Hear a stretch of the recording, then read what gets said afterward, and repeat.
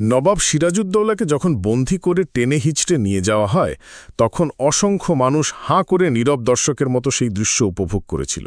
শুধু তাই নয়, পিঠে ছুরিকাঘাত করার পূর্বে নবাবকে কাঁটাওয়ালা সিংহাসনে বসিয়ে ও ছেঁড়া জুতা দিয়ে পিটিয়ে যখন অপমান করা হচ্ছিল তখন হাজার হাজার মানুষ সেই তামাশা দেখে ব্যাপক বিনোদিত হয়েছিল। মাস সাইকোলজিটা একটু খেয়াল করে দেখুন।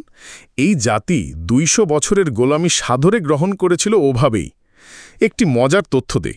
লর্ড ক্লাইভ তার ব্যক্তিগত ডায়েরিতে লিখেছেন, নবাবকে যখন ধরে নিয়ে যাওয়া হচ্ছিল তখন দাঁড়িয়ে থেকে যারা এসব প্রত্যক্ষ করেছিল তারা যদি একটি করেও ঢিল ছুটত তবে ইংরেজদের করুণ পরাজয় বরণ করতে হতো।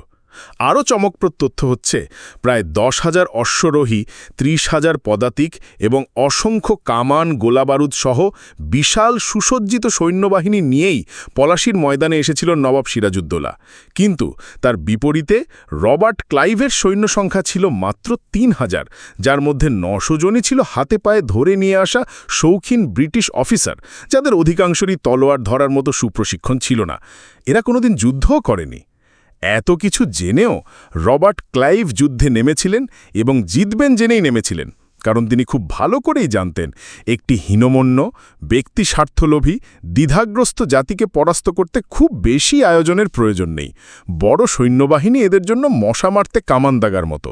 যাদেরকে সামান্য দাবার চালেই মাত করে দেয়া যায়, তাদের জন্য হাজার হাজার সৈন্যের জীবনের ঝুঁকি তিনি কেন নেবেন? এছাড়াও মীর জাফরকে যখন নবাবীর টোপ গেলানো হয়, রবার্ট ক্লাইভ তখনই সিদ্ধান্ত নিয়ে নেন যে সিরাজকে পরাজিত করার পর এই বদমাশটি সহ বাকিগুলোর পরিণতিও তাদের নবাবের মতোই হবে, এবং হয়েছে ওতে। ইতিহাস সাক্ষ্য দেয়, মীর জাফর, উমিচাঁদ, রায়বল্লভ, ঘসেটি বেগম সহ প্রত্যেকটি বেইমানের করুণ মৃত্যু হয়েছে। রবার্ট ক্লাইভ মীর জাফরের বেইমানির ওপর ভরসা করে যুদ্ধ করতে আসেননি। তিনি যুদ্ধে নেমেছিলেন বাঙালির মানসিকতা নিখুঁতভাবে বিশ্লেষণের মাধ্যমে ভবিষ্যৎ আন্দাজ করে।